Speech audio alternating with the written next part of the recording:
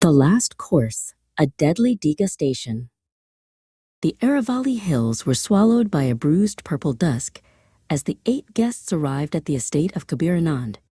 Known as the alchemist of Delhi, Kabir stood at the threshold of an underground glass vault, his smile as sharp as his chef's knife. Among the elite was Ria, a food critic whose pen had made and broken empires, though tonight she felt a strange tremor in her hand. Kabir beckoned them down into a transparent tomb, buried deep beneath the earth, promising a meal that would be remembered for a lifetime.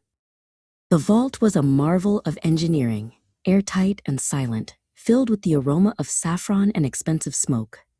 As the first course, a delicate foam of sea buckthorn was served, Kabir raised his glass for a toast. "To the secrets we swallow to keep ourselves fed," he whispered. Suddenly, his face contorted into a mask of agony. He clutched his throat, his body jerking with violent spasms before he collapsed onto the pristine white tablecloth, his life extinguishing before the first bite was even taken. Before the guests could scream, the lights flickered, and a giant wall-mounted screen hummed to life. It was a pre-recorded video of Kabir, looking calm and clinical. "If you are watching this, I am dead, and you are trapped," the digital Kabir announced. A digital clock appeared in the corner, counting down from 3 hours.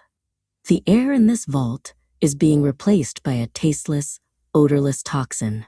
To stop the flow and unlock the doors, you must enter the 4-digit code that represents the moment your collective greed poisoned my soul." Panic rippled through the group like a physical blow. Zayan, the tech billionaire, lunged for the glass walls, punching the reinforced surface until his knuckles bled. Advika, the star whose face adorned every billboard in the city, began to hyperventilate, her practiced composure shattering into jagged shards of terror. "This is a prank," she shrieked. But the digital timer ticked relentlessly downward, a rhythmic reminder of their fading oxygen. Ria didn't join the chaos. She walked to the center of the table, looking at the centerpiece, a miniature silver chariot crushed under a heavy stone. She remembered the rumors from 5 years ago, a hit and run on the outskirts of Delhi that had been scrubbed from every news cycle. Tushar, a high-ranking politician with a sweating brow, watched her. "What are you looking at, girl?" he spat, his voice trembling. "Find a way out, or shut up." As the first hour passed, the air grew heavy and thick. Advika's breathing became a series of ragged wheezes. She looked at Esha, a socialite who had funded Kabir's first restaurant, and saw the same guilt mirrored in her eyes. "It was the rainy night in November," Advika whispered, her voice barely audible over the hum of the ventilation system. "The boy on the bicycle, Kabir's brother. We all paid to make it disappear, didn't we?" The realization hit the room like a cold front. Ria stood up, her vision blurring as the toxin began to take hold. She realized Kabir hadn't poisoned the food. He had poisoned the very air they needed to survive, a poetic justice for those who had choked the truth out of existence. Zayan grabbed her arm, his grip desperate. "The date, Ria. You're the critic. You remember everything. What was the date?" Ria looked back at the screen where Kabir's image remained frozen in a hauntingly peaceful expression.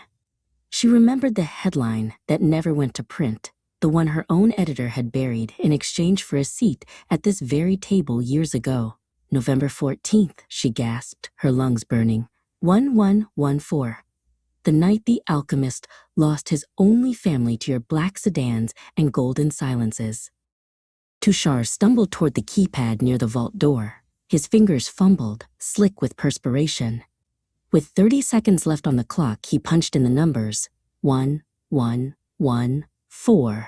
A heavy metallic thud echoed through the chamber, followed by the hiss of fresh mountain air rushing in through the vents. The lock on the glass door clicked open, but the digital Kabir had one last message.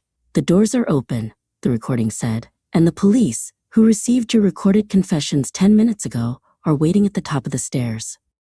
The survivors stumbled out into the cool night of the Aravalli hills, gasping for the air they had once taken for granted. Blue and red lights danced against the ancient rocks as officers moved in. Ria stood alone at the edge of the estate, watching her former companions being led away in cuffs. The last course was over. Kabir Anand had finally served a dish that no one could stomach: the truth.